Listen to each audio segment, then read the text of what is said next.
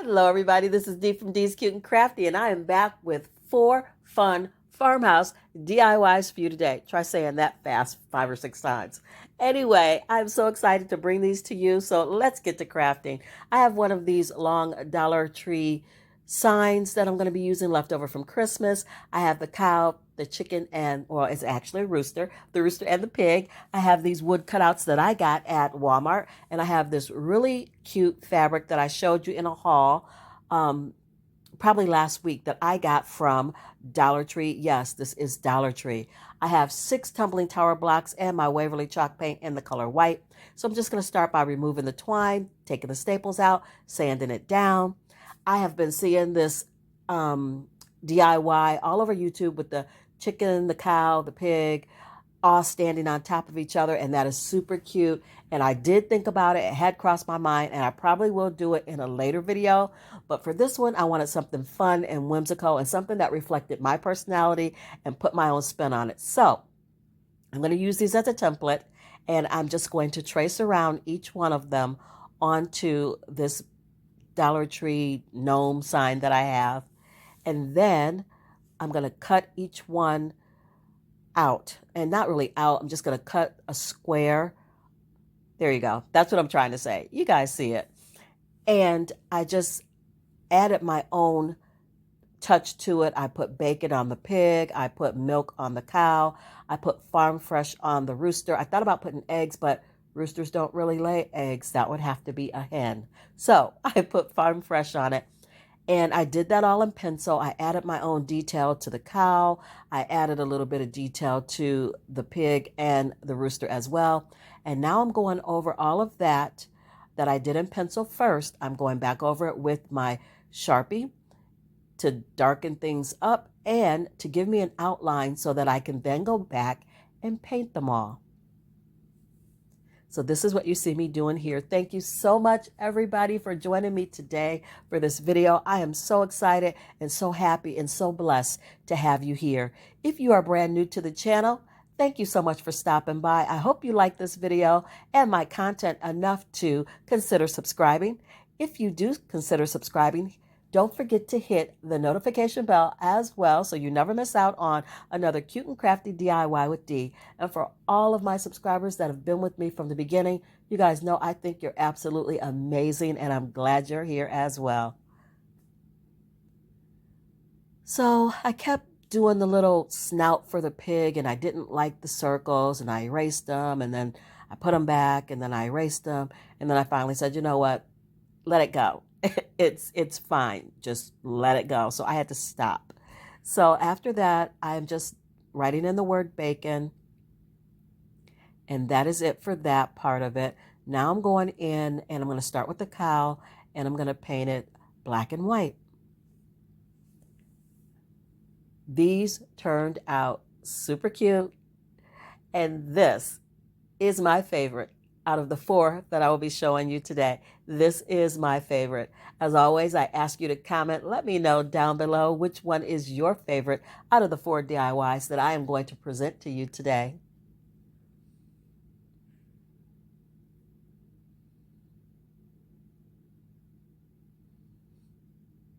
You guys, if you love to paint like I do, this is relaxing and this is so much fun for me.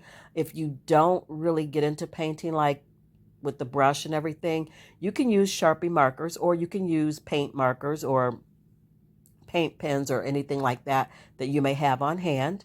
It will work perfect for this. You'd be able to stay in the lines a lot better. I was thinking about ordering the Arteza paint markers, but I got another set of paint markers in my Amazon cart. I'm going to try those out first and see how they go. So I wanted to add some other little detail to the piggy. So I did his little tail in pink and his little ear in pink, just because I thought it was whimsical and I thought it was fun.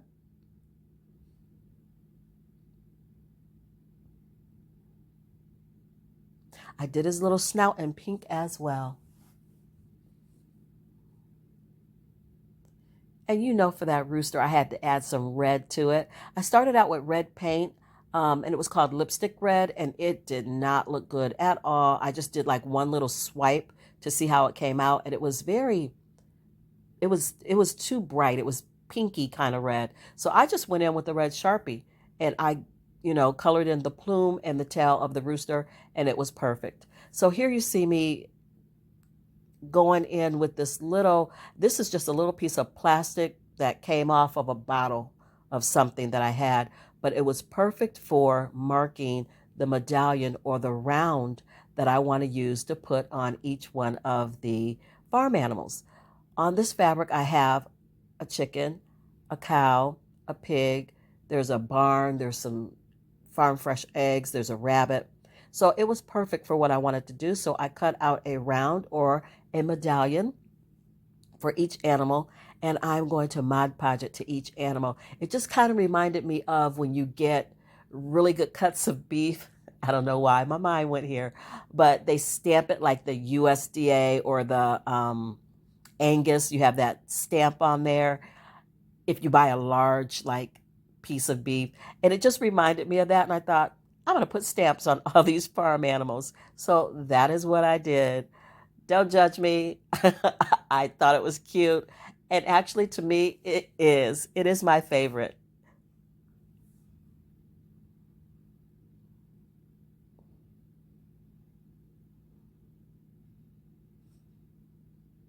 I love that I have those wood cutouts and I can use them for something else.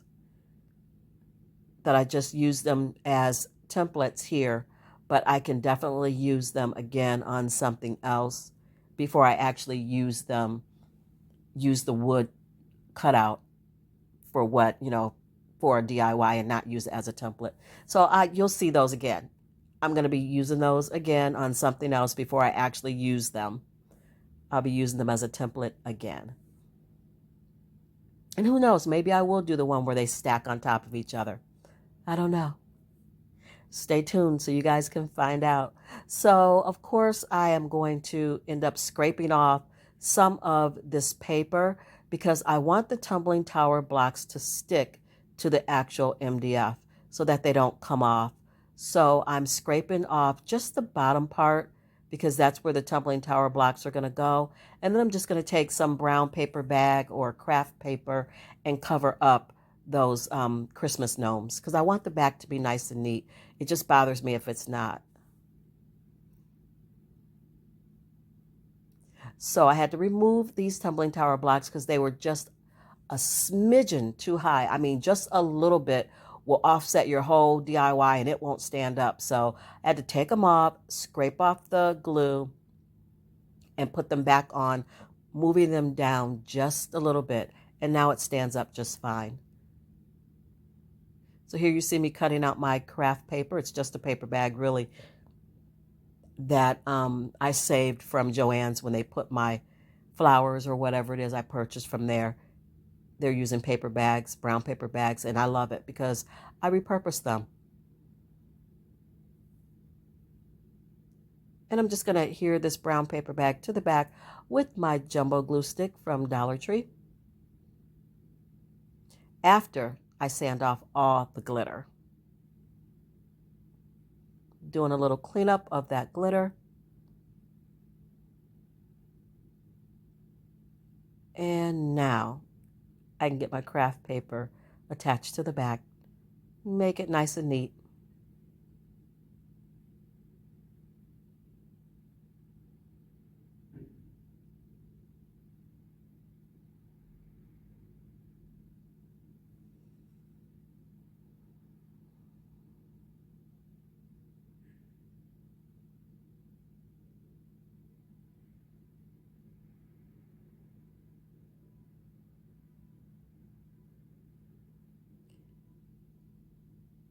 And I'm just cutting down any extra paper hanging off the edge.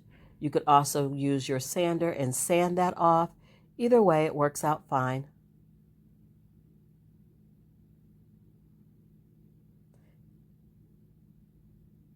And here they all are, just as cute as can be.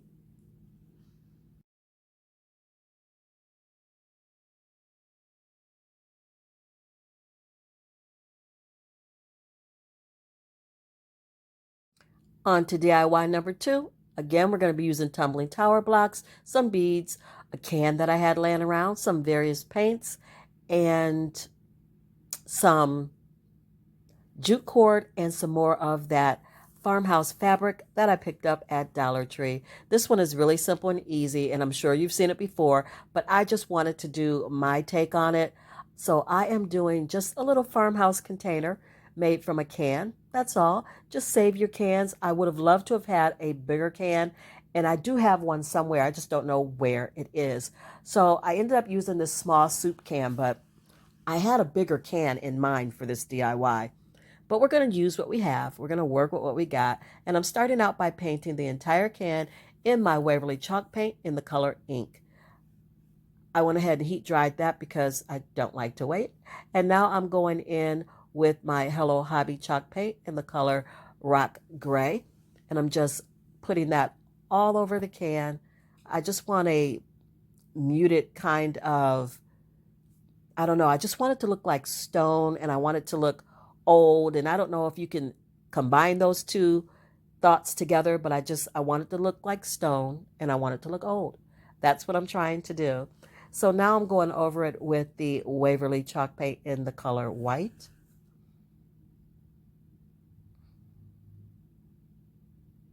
And I'm just going to keep going back and forth with those colors until I like it.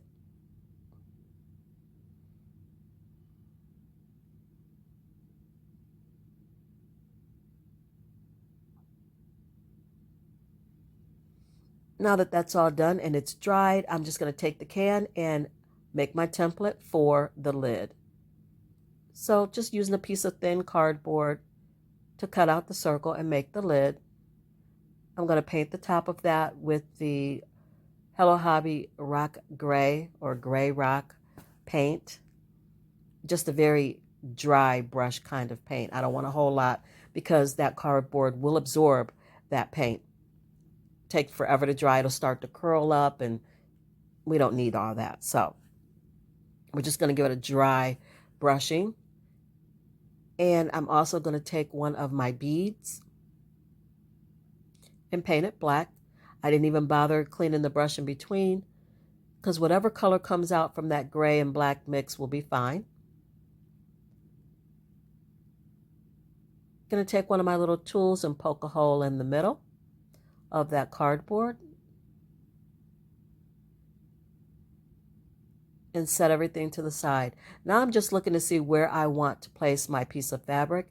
I found a good spot for it, so I am loading up this can with the Mod Podge so that I can decoupage this piece of fabric to the front of this can or back of the can, whichever way you want to look at it. It reminded me so much of when I see people do the packages of seed. They take their empty seed packets that usually have really pretty pictures on the front, and they Mod Podge that onto cans. And I thought that it was so pretty, so that's why I wanted to use the Farmhouse fabric and do the same. I'm now using my embossing tool to kind of go through the grooves of the can and just push that fabric down in the grooves of the can using this embossing tool that I picked up at the Dollar Tree.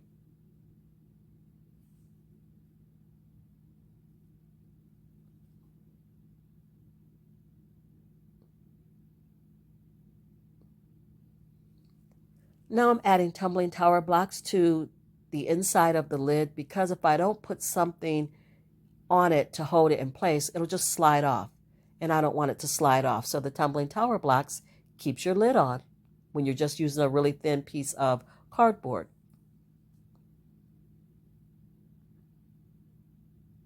So I'm just going to use these two beads, a black one and a gray one, to make the knob for my lid.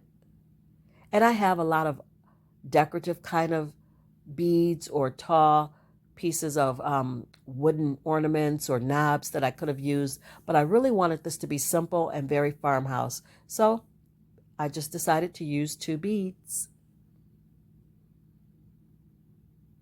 And I'm going to store my rubber bands in here. This is what this can is for, to store my rubber bands that I use in my craft room. I just use them to hold my ribbon on the spool once you open the ribbon, you can stick a pin in there to hold it down. I don't want stick pins everywhere because Lord knows one will end up in my foot or something. So, so anyway, that's why I prefer rubber bands over stick pins. Here is the final DIY on this one. I love it. It's so rustic. It's so cute. And it was super easy to make.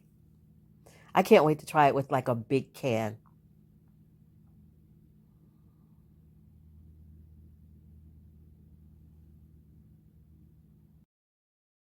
Moving on to DIY number 3, you're going to need some ribbon, some more beads, some more of that farmhouse fabric, some twine, and a tassel, not a tassel, a tag of choice. You guys, I was so excited when I found these 12 wooden tags at Hobby Lobby for $2.99, 50% off.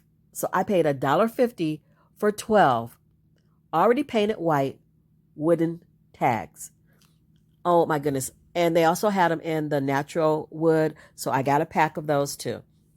That was the best deal ever. It just made my day. Anyway, you guys already know how to make a beaded garland, but I just thought this was so cute and I wanted to share it with you because it's going to go on my, either it's going to go on my side table with a candle or it's going to go on a tiered tray. Either or. But I can't wait to display it. This came together really quickly. All I did was, because it was already painted, I didn't have to paint it. All I did was take that piece of fabric, cut out the picture that I wanted, Mod Podge it onto the tag, add a little bit of buffalo check black and white ribbon to it, and make a beaded garland for it. And that was it. And it's just adorable.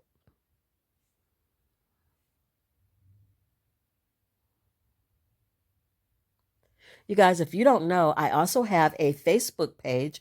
It is a private Facebook group called D's Cute and Crafty DIY Divas, where we get together and we share our crafts and our love of crafting, and we share inspiration with each other. So if you do not belong to that group, but you have, also if you don't have a YouTube page and you would like to, a YouTube page, a YouTube channel. I get too excited. And you would like to share your crafts, you want us to see them, because I would love to see them. Please go over to D's Cute and Crafty DIY Divas, ask to become a member, and an admin will let you in. And you can start sharing your awesome DIYs on that channel or on that platform with us so that we can see what you're crafting, you can see what we're crafting, and we can just get inspiration from each other and share ideals. I would love to have you over there. It's free. Just ask to be let in.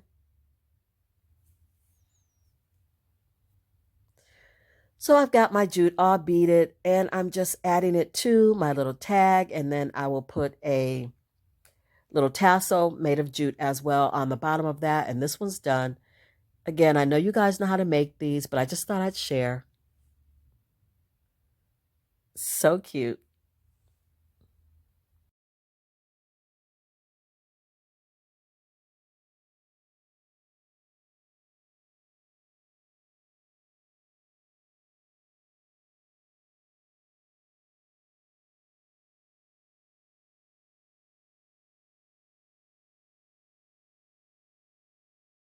On to DIY number 4 and the final one in this video. You're going to need some beads.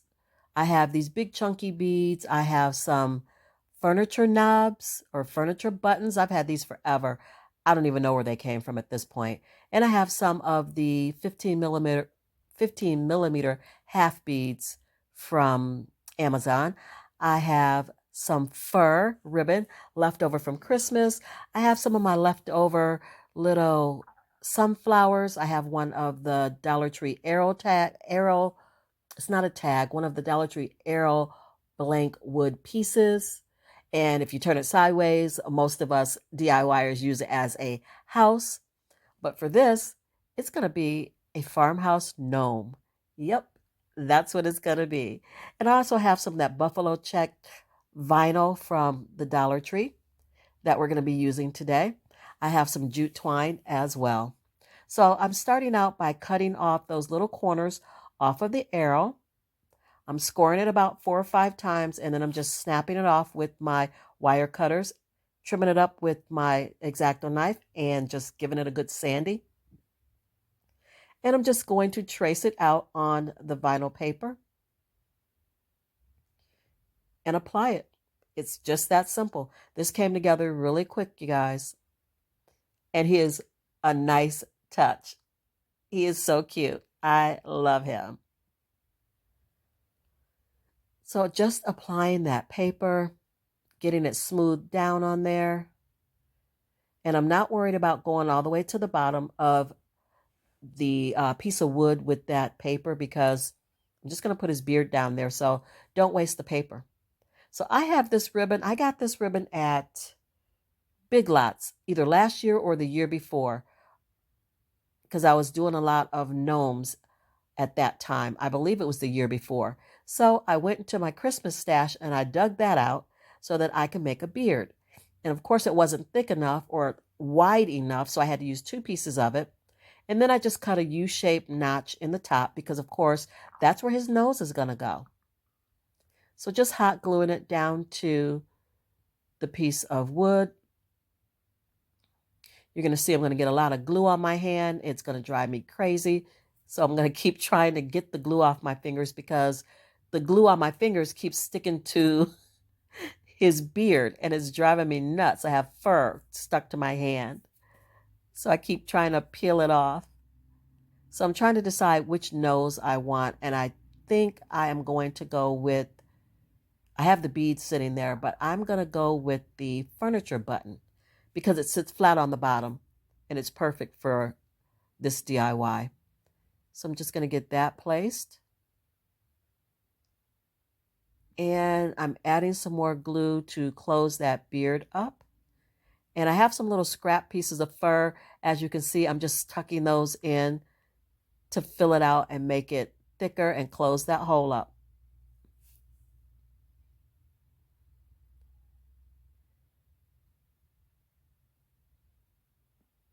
And now I'm going to take my scissors and give his beard a little trim.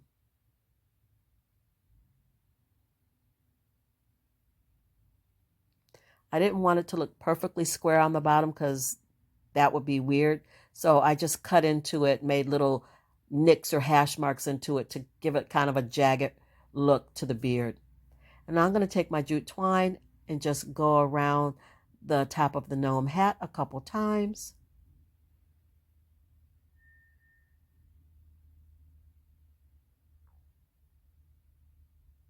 And then I'm looking to see how many flowers I want to use and where I'd like them placed. Taking that jute twine and making a little tiny bow. That's going to go on as well.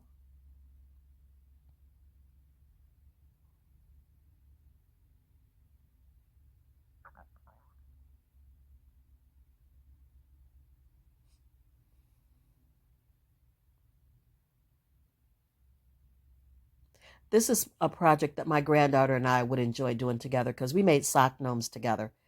You guys, he's all done. I added some tumbling tower blocks to the back, and that was it. This is how he turned out, and I love it. You guys know I'm going to make some more of these, right? I'm going to be making these for everything. So just be ready. You're going to be sick of gnomes by the time I'm done. I will be making a 4th of July gnome. I'll be making some kind of summer watermelon, strawberry, blueberry, something gnome. I will be making lemon gnomes. You're going to get tired of the gnomes.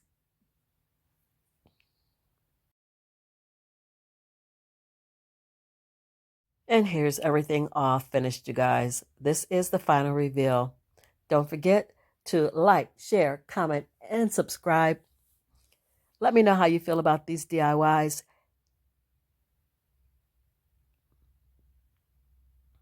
I think they're adorable. As always, I truly, truly am blessed to have you here. I'm grateful to have you here. Thank you so much for stopping by and joining me today for this 4 fun farmhouse DIYs. If you like this content, I hope to see you again soon. But until I do, you be blessed, you be safe, and craft something beautiful today, you guys. I'll see you in my next one. Bye.